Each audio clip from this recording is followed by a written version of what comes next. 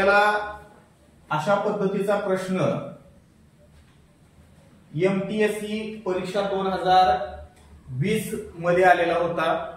आणि हा प्रश्न कसा सोडवायचा, ज्या वेळेस तुम्हाला प्रश्न भला मोठा दिसला का बऱ्याच वेळा असं वाटतं तुम्हाला की हा प्रश्न सोडवत असताना हा सोडवणं अवघड जाईल। मग हा प्रश्न सोडवणं अवघड नाही तसं बघितलं तर त्याला जास्त वेळ पण लागत नाही। काही टेक्निक आपण लक्षात ठेवल्या का त्या टेक्निकच्या माध्यमातून आता जर स्कॉलरशिप आणि NMS ला हा प्रश्न आला तर अगदी काही सेकंदामध्ये म्हणतोय मी, काही सेकंदामध्ये हा प्रश्न सोडवायचा आहे आपल्याला।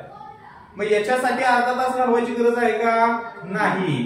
तर बघा, हा प्रश्न जर तुम्हाला आलाच परीक्षेला तर कसा सोडवायचा, तर सर्वात अगोदर काय करायचं, जो 8 मध्ये जी संख्या आहे ती संख्या आहे तशीच लिहून घ्यायची। किती आहे संख्या वर्गमुळामध्ये? 3 आहे। आता याचं उत्तर काय येते ते बघूया।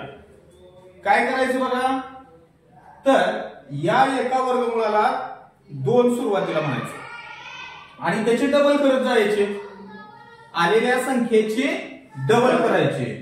मग याला जर आपण 2 म्हटलं तर 2 ची डबल 4, 4 ची डबल 8 ची डबल 16 ची डबल 32। हे आलं आपलं उत्तर 32।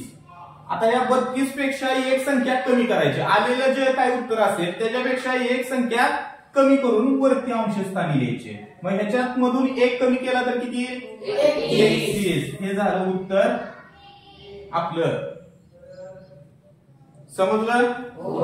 आता जसं सोडवून दिलं होतं सेम त्या पद्धतीचं एक उदाहरण दिलेलं आहे। वर्गमुळामध्ये 7, पुन्हा वर्गमुळामध्ये 7, वर्गमुळामध्ये 7, वर्गमुळामध्ये 7, वर्गमुळामध्ये 7, वर्गमुळामध्ये 7। आता या आपल्याला याचं उत्तर काही सेकंदामध्ये काढायचं आहे। कोण समोर येऊन सोडवून दाखवतोय? चला, कोणी पण या।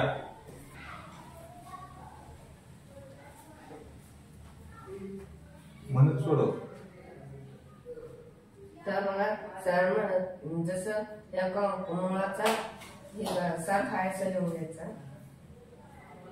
आणि हे कंस आहे त्याला 2 मानावं, पण त्याचं डबल करायचं।